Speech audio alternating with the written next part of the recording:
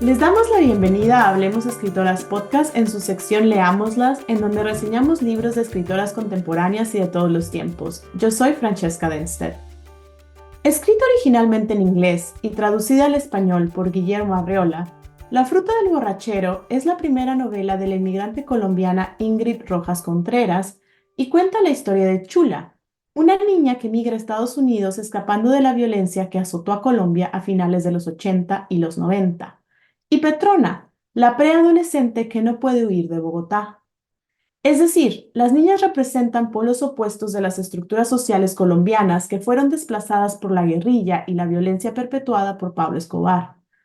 Chula, la protagonista, tiene 7 años y es hija de una familia clase media alta que vive en una colonia con vigilancia y relativamente protegida de la violencia generada por el narco. Por otro lado, Petrona tiene 13 años y trabaja limpiando la casa de Chula.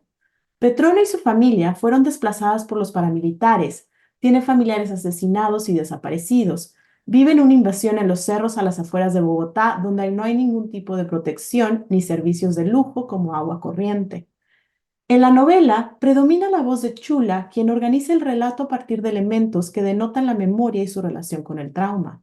Por ejemplo, uno de los capítulos mejor logrados se titula El zapato de la niña muerta, episodio donde Chula relata cómo un carro bomba explota cerca de su casa y la televisión enfoca los restos de una pequeña niña que fallece en el atentado, un zapato. Estos episodios se entrelazan con la narración en primera persona de Petrona, quien narra su vida desde que su familia fue desplazada. La fruta del borrachero tiene todo lo que uno se puede imaginar de un episodio de inestabilidad política como el representado. Narcoviolencia, carros bomba, violación, secuestro, lucha por el acceso al agua, una oligarca que vive la soledad de su mansión, una familia matriarcal, migración, choque cultural y un largo etcétera. El libro cierra con una nota de la autora que confirma lo que las y los lectores pueden intuir desde el inicio. La fruta del borrachero está basada en la experiencia personal de Rojas Contreras, pero sin llegar a ser un libro de memorias ni autoficción. En nuestra época contemporánea, la ficción, entendida como una historia imaginada, ha perdido la centralidad que, por ejemplo, sí tuvo en los años del boom latinoamericano con novelas clásicas como Cien años de soledad de Gabriel García Márquez o La muerte de Artemio Cruz de Carlos Fuentes, para narrar la realidad sociopolítica. Me parece que consciente de la pérdida de la ficción como herramienta para narrar el mundo, en La fruta del borrachero, la autora juega con los límites de la memoria y recurre al autobiográfico como una manera de devolverle al género novelístico la posibilidad de la ambigüedad sin que ésta deje de ser una historia de ficción. Este detalle, que bien puede pasar desapercibido, me parece una propuesta interesante tanto en relación con el auge de la autoficción que vivimos en la segunda década del siglo XXI, como desde la propia posición de la autora como una inmigrante colombiana que escribe en inglés para un público que probablemente desconoce a fondo el contexto colombiano. La historia narrada en La fruta del borrachero, sea imaginada o no, es una buena historia que entretiene por su tono melodramático, sus capítulos cortos y las ocurrencias de una niña que no sabe muy bien cómo sobrellevar lo que le pasa. Pero le falta técnica y destreza narrativa. Me limito a mencionar dos ejemplos que ilustran el descuido en la escritura. La voz de la Chula y Petrona es completamente igual, aunque sus acciones describen mundos totalmente diferentes. La Chula a veces narra escenas con la inocencia o falta de perspectiva que uno podría asumir de una niña de 7 años, y otras veces se parece más a la voz de un adulto que describe casi con precisión enciclopédica escenas violentas. Veamos un fragmento del capítulo sobre el zapato de la niña muerta. Y cito: El reportero entró a escena con su micrófono de espuma negra en la mano.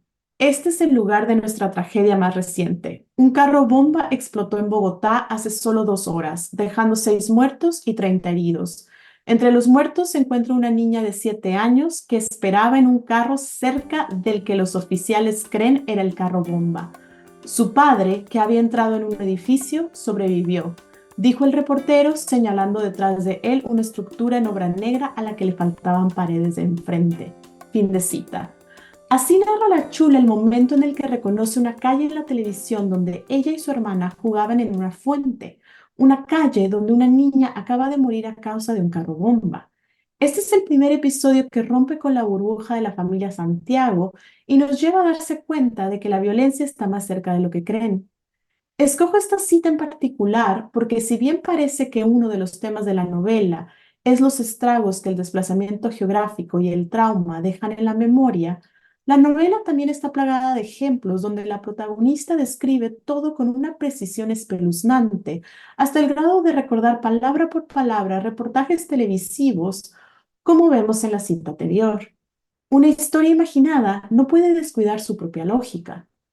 El segundo ejemplo tiene que ver con el título del libro que hace alusión a los efectos de la planta del borrachero o la burundanga que pueden provocar delirio, psicosis, pérdida de conciencia e incluso muerte. En la casa de la familia Santiago hay un árbol del borrachero que la mamá de la chula se rehúsa a quitar a pesar del potencial peligro que representa. Un día, efectivamente, Petrona prueba la fruta y sufre los efectos de la droga. Nunca queda claro el porqué de esta escena, más allá de avisar al lector que no será la primera vez que Petrona pierde control de su propio cuerpo.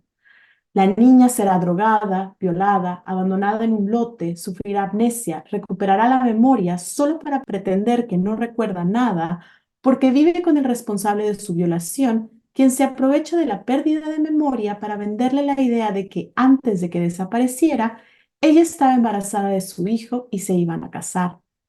La planta del borrachero es un objeto más que aparece asociado con el trauma y la pérdida de memoria, pero la novela no traza ningún camino para desmenuzar su significado.